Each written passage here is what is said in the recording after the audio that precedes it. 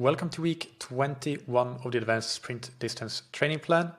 We're still working on race specificity, but at this point in the plan, the most important thing above all else is to realize that the majority of your fitness is already in place, and most of the work now is fine-tuning and a bit of maintenance. But what will make the biggest difference now is making sure that you arrive at the starting line feeling fresh and ready to go. So with that, if you have been feeling a bit run down and fatigued, you still have plenty of time to regain freshness if you act now. So you may need to take an unscheduled rest day or even two to get back to feeling better if that has been your situation. And that's totally okay if you do. But you need to remember at this point that the goal isn't to train the most, but it is to get to the start line in the best possible shape. And you can feel your body better than anybody. You know your body better than anybody. So listen to it and be sensible. Secondly, as we are just at the end of this week, just 1 week out from the race, now is the time to start thinking about your race plan and also your race preparation logistically, having things sorted out in terms of equipment that you will use and so on, and you might need to bring your bike to the mechanic and so on and so forth. Is there anything you need to get, like sports drink or energy gels or something like that for the race? Now is a good time to do it so that you don't have to stress about it just a few days before the race, and then maybe worst case scenario you manage to get something that you really need. So now is a good time to sit down and make a list of everything you need to do and start doing those things. In terms of the training that we have on tap for this week, we have the same race-specific swim as last week with two either broken 750s if you do it in the pool with a wetsuit, again, remember that, or two straight 750s if doing it in the open water. And we have the threshold bike is the same as last week with 3 times 10 minutes at 90 to 100%. For the threshold run, we drop the volume a bit, keeping in mind that you also have the race-specific brick run to do.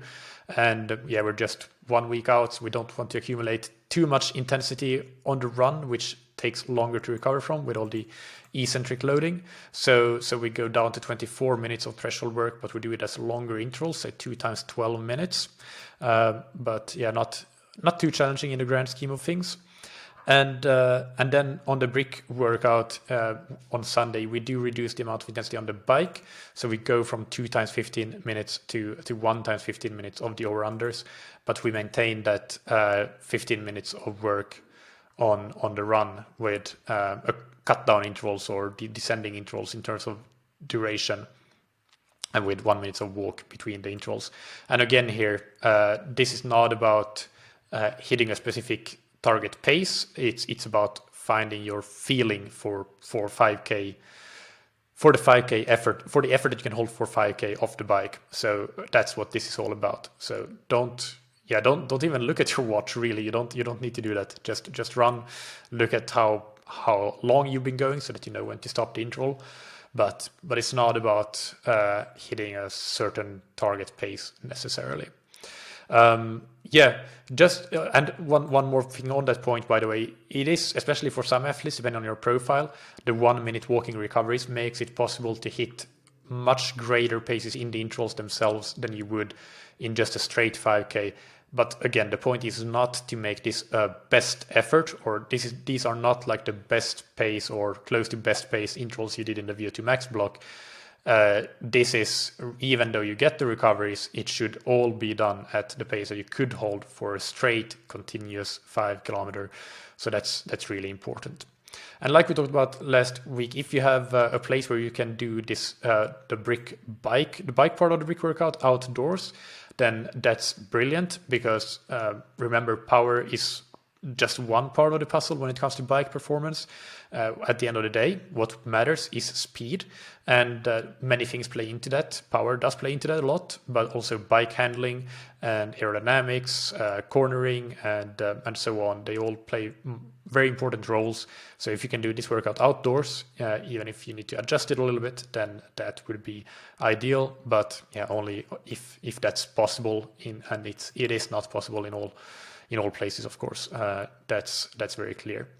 But other than that, things are the same or similar to last week, just a drop in volume to 11 hours. So we're clearly in tapering mode now.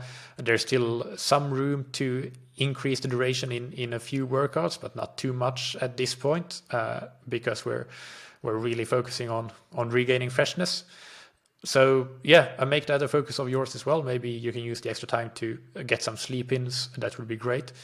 And as I said, focus on that race plan and getting the logistics prepared for race day. So next week is the last weekly video. I look forward to talking to you then. Until then, good luck with this week.